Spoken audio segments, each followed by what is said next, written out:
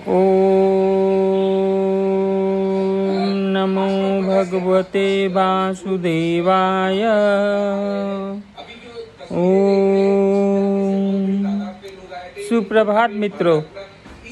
जैसा कि आप लोग जानते हैं कि वक्त संशोधन बिल जो आने वाला था, उसके लिए विरोधी दल अपना विरोध प्रदर्शन प्रारंभ कर दिए हैं। इस विरोध प्रदर्शन का सबसे मूल जो स्थान सभी मानते थे कि दिल्ली इत्यादि शहर, बड़े शहरों में होगा, लेकिन इस विरोध प्रदर्शन का प्रभाव छोटे शहरों में भी अत्यधिक देखा जा रहा है। नागपुर यानी आरएसएस का सबसे बड़ा गढ़, जहां से आरएसएस का जन्म हुआ, वहां हेडक्वार्टर है। आज सुबह नागपुर में आगजनी प्रारंभ हो गई है। दो समुदायों का आमने सामने आना और फिर हिंसक झड़प, प्रदर्शन इत्यादि के दौरान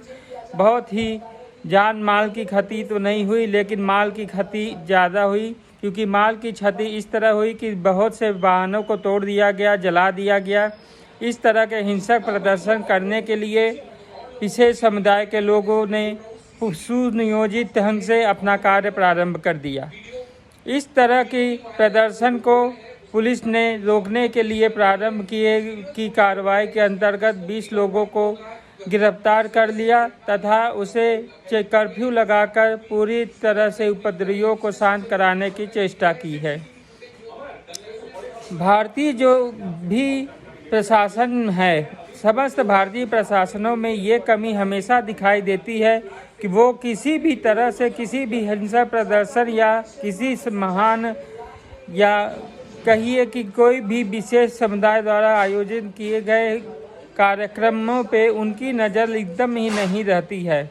क्योंकि उनके द्वारा इस तरह से साजिशन किए जाने वाले समस्त प्रदर्शनों में इतनी बड़ी हिंसा का तांडव होता है, लेकिन प्रशासन के हाथ पैर में या कान पे कोई जू नहीं देखती है, उनकी कोई भी प्रतिक्रिया सामने नहीं आती है। हिंसक प्रदर्शन होने के उपरांत बस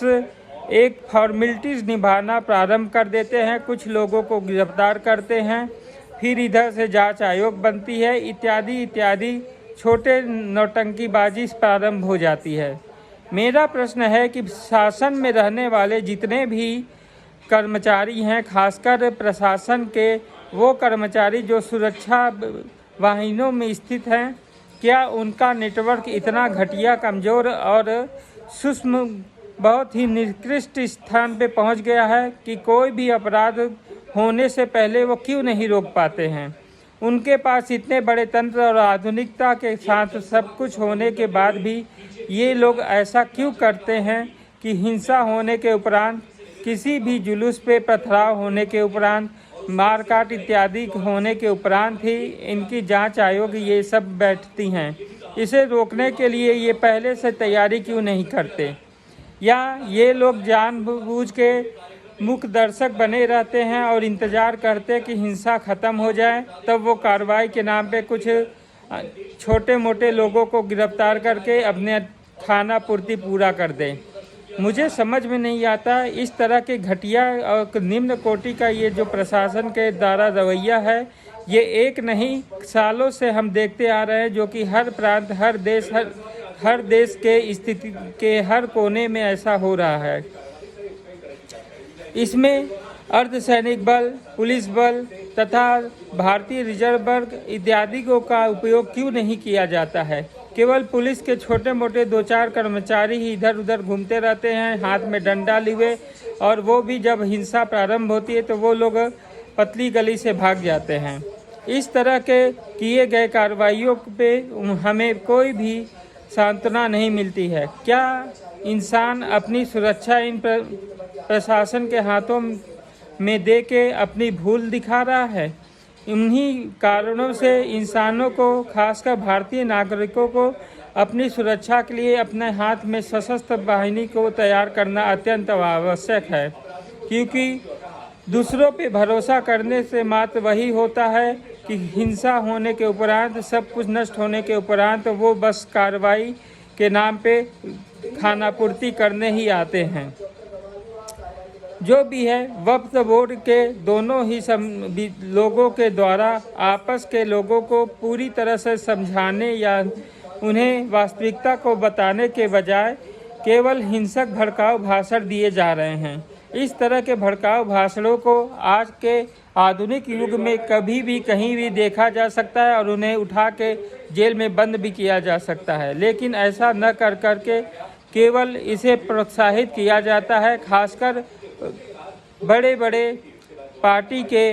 जो भी स्पोक पर्सन्स हैं या उनके नेता हैं या दलगत राजनीति में लिप्त हैं, वो सभी अपने लाभ के लिए, क्षणिक लाभ के लिए देश के सुरक्षा व्यवस्था को पूरी तरह से नष्ट करने में उतारू हो गए हैं। मेरा कहना है यदि पुलिस वाहिनी इत्यादि कम हैं तो आप नए भर्ती लीजिए और हर जनता के ऊपर जो पुलिस का एवरेज है वो कम से कम 500 व्यक्ति प्रति एक पुलिसकर्मी के अनुसार या सुरक्षाकर्मी के अनुरूप होना चाहिए। इस तरह बड़ी पैमाने पे सुरक्षा बलों में भारतीयों को फिर से बढ़ाएं और भारतीयों को अच्छा मौका दें, जिससे सारे देश में सुख समृद्धि और शांति की बनी रहे। वैसे भी हमारे देश की ये विडंबना है और कुछ गधे राजनेताओं के द्वारा लिए गए इस तरह के कदम हैं, जिसकी वजह से पूरे विश्व में केवल उत्थान और आगे बढ़ने के लिए ही दिखाया जा रहा है। उनका सोच केवल देश को महान बनाने में लगा हुआ है, लेकिन हमारे देश में जाति पाति, भोली भाषा, खान पान और सांप्रदायिक दंगों इत्यादि में ही अपनी एनर्जी को नष्ट करते चले जा रहे हैं। इसका मूल कारण जो भी हो उसे यदि भूल के हम लोग नए शुरुआत करें, सभी को एक तरह से एक संविधान के अनुसार आके कर्म करना चाहिए और संविधान में जो विशेषताएं दी गई हैं विशेष वर्ग या अन्य लोगों को, उसे नष्ट करके पूरी तरह से उसमें संशोधन करके पूरे देश में एक कानून को लाना अत्यंत ही आवश्यक है, क्योंकि हमारे देश में दुनिया के सबसे घटिया और निम्न कोटि का कानून बना हुआ है, जिससे संप्रदाय, जाति विशेष इत्यादि के लोगों को बिना मतलब के उजूल फजूल के अलग अलग के सहायता इत्यादि दिए जाते हैं, जिसकी वजह से कोई अच्छे लोग बाहर या देश की समृद्धि में हाथ नहीं बटा रहे हैं। मात्र कुछ लोगों को ऐसा मौका मिल रहा है जो कि केवल अपनी उल्लू सीधा करने में लगे हुए हैं। इसलिए दोस्तों, ये अत्यंत आवश्यक है कि दुनिया के साथ चलने के लिए हमें दुनिया के अनुसार अपने यहाँ के कानून को बदलना पड़ेगा। जय हिंद, वंदे मातरम।